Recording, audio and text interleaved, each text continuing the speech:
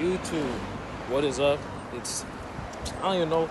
Yeah, it's Thomas Johnson. Well, I can talk to you guys about my hair. Man, so as you can see, I have high top dreads. Basically, this is my second set of locks. Going back to about 10th grade when I started my first set of locks, I've been doing my own hair. I started watching videos, and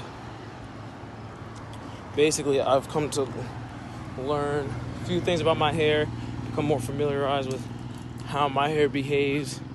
I can give you guys tips and tricks that I've learned, but it's all based off of my experience.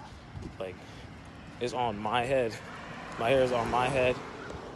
I'm the one that, it's simple. You guys get it. So yeah, my hair can behave similarly, keyword similarly to other people's hair, but I do not have the same exact hair as other people. I'm like 4B, 4C type hair. And both sets of dreads I started with twisting. Both set of successful dreads. Now, this is not my second attempt. This basically, if I'm gonna count all of them, this is about my 7th attempt.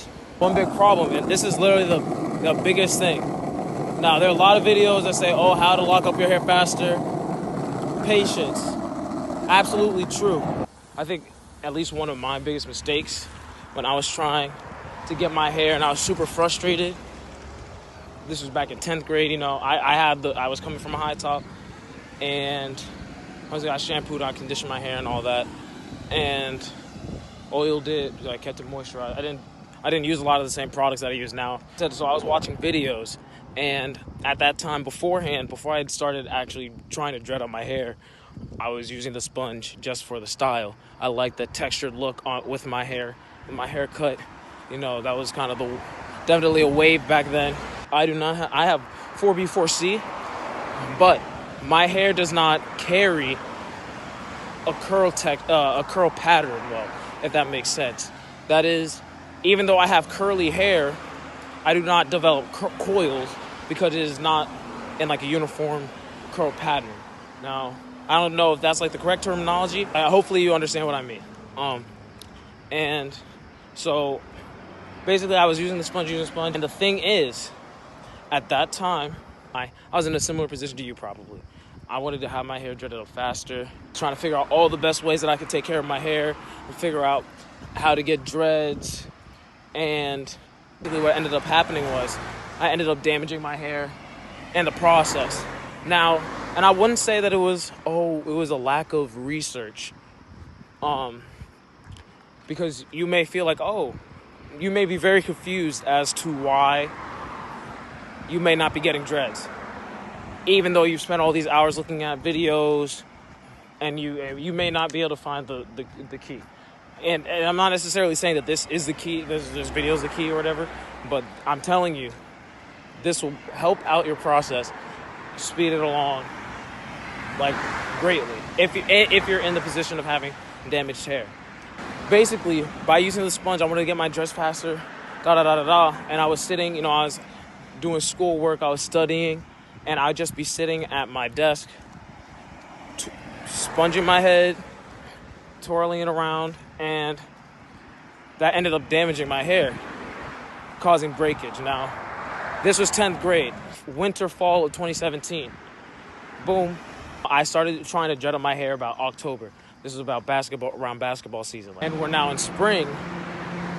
I had been trying to get my dreads using the sponge. I think it's due to my hair texture. I don't think the dread sponge was the best method that I should have used. But basically, as a result of that, I was sponging my hair a lot. And over-sponging it. It was just a mess. And, I was impatient and I just didn't know. So this time around, I have not, I shouldn't say I have not, but I've definitely done way less. By this point, it's August. And I had gone swimming, messed up. We went in the Neepy. My hair, sweating out my hair. It's just bad. Just done. And restart my hair. At this point, my hair is dyed. It's not so much as damaged as it was before, because like it really was the split ends that were damaged. I used crochet needles, so it still wasn't the best, but it wasn't as damaged as before, I wouldn't say. I was still moisturizing it, so I wasn't really running into problems with that. I go to my aunt's house and I twist up my hair, 2-strand twist. Use that tropical twisting gel, you know. My hair is longer. It's even longer than it was before. And this is a set that actually ends up working out. It was at a pretty good length. At that point, I'd say it was like a 1.5, 2 inches. I was not touching it in the same way that I was before. Wasn't using the crochet needle as much. And I was using the sponge as slight maintenance just to keep it twisted together. It took about 3 months until I was at a good place where I could wash it and it not completely fall apart. And at this point, I think I was doing 2-strand twists probably every 2 weeks, 2 to 3 weeks. That set ends up working out. Nice, woo, pow. It's the dreading process. It's my junior year. I'm in junior college mode. And my mom is like, yo, you have to cut your dreads. Whew. Bruh, when I tell you, I was tight. Oh my goodness. She was saying, yeah, you have to cut your dreads because you're going to have interviews and you got to look presentable. And I understood. I wasn't mad because I didn't understand where she was coming from. Completely valid point. Sadly, that's the world that we live in. And a whole bunch of other stuff. I may end up talking about that stuff later. I may not. We'll see. But ended up cutting it because I was like, yo, I'm going to have my hair straight by the time I go to college. I'm not pulling up with a clean bean. I was tight. I had to cut my hair, regrow my hair, and basically I started this set a year later. That was March 29th or something. Now I'm here. So, got my hair cut before college, obviously. I'll show you guys the 360 probably later. May try to insert a clip here, but the secret for me, what I now realize is basically, if you want to lock up your hair faster, I wanted to blunt the tips of my hair. It's not necessary for you to blunt your tips in order to get dreads. So please don't click out of this video, I guess, and go running off and going crazy and snipping off your hair. So I took a nail clipper on my front dread, this one. But really, I could tell you that it basically is dreaded faster and it was dropping more. And I was like, oh, word. That's really when I noticed it, because I guess it's more dense or whatever. Helps your process. So you may have curly, wispy tips such as me. And that I think that may just be natural. I really didn't use use my sponge. I could probably count the number of times that I use it on my fingers. I do twist my hair too frequently. I do it every week. I have been doing it like at one point I was doing it every week, but now I've gotten to every week and a half. Every week and a half. I get a lot of those dead hair balls at the end of my thing, so that's probably because I'm twisting too much. It helps stay on the same page at that same length. Whatever the case may be, it definitely, I could literally see it. And the thing is, I can compare it to the last time that I dreaded my hair.